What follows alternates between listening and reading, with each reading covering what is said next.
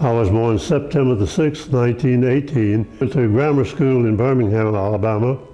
At the height of the Depression, my dad, who was a gastroenterologist, moved to Selma, Alabama, and I graduated from high school in Selma, Alabama.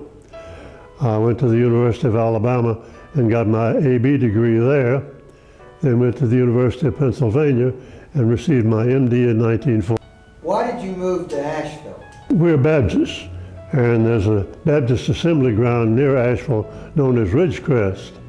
My wife had been there to a young girls meeting when we were both younger, and when we started looking for a place to practice, she said, well, let's look as near Ridgecrest as possible.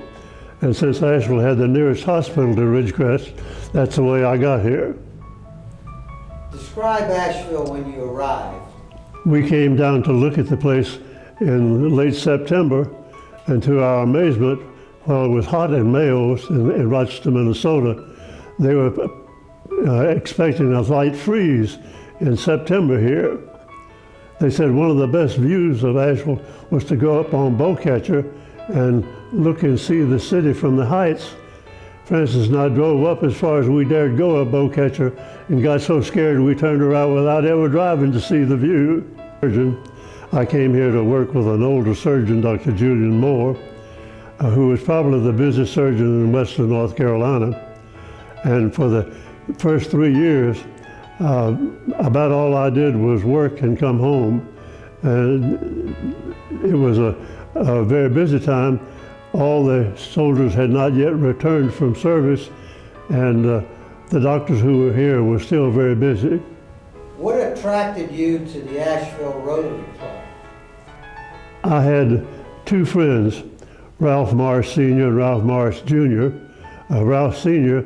had come from my hometown in Alabama, and he knew of our family, and the two Ralph Marshes came to the house one afternoon and said, we'd like to talk to you about membership in the Rotary Club. Of course, I knew something about Rotary and knew how prestigious it was all over the world, but I had not really been thinking about any local civic club because of my profession, which is demanding sometimes. What year was this? 1956. Accepted their invitation and have never regretted it a moment. Then later on you became president. When was that? About 1961. At that time, they did not have the system we have now with a president-elect who knows a year ahead of time. So it was in April of the year that I found out that I would be going in as president on the 1st of June. I usually served on the music committee because I enjoyed singing. I became district governor in the Rotary year 69-70. Rotary had many things to be proud of. The first was a four-way test which helped people in business learn to work together honorably and serving each other and the community in which they live. Probably the greatest thing as far as I'm concerned, particularly since I'm in medicine, is the Polio Plus movement, which was set about to vaccinate all the children in the world against polio. And inch by inch, we're getting almost to the end of that campaign, and it's been a marvelous thing which has had its effect around the world, not necessarily even where there are Rotary clubs. But to me, that is the greatest single contribution, although the Rotary Foundation has contributed to the improvement of the hearts and minds of young people through their scholarships for many years, and there are thousands of people around the world who have been Rotary Foundation scholars who can attest to that fact.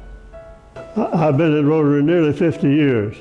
To me, the greatest thing was the fellowship with people other than other members of my profession, to be able to call the movers and shakers in the community by their first name and know them personally as individuals. I got stuck in hospitals and at home most of my life, and to be able to be in part of the business professional world has always been a joy to me, and I've enjoyed every meeting I ever attended.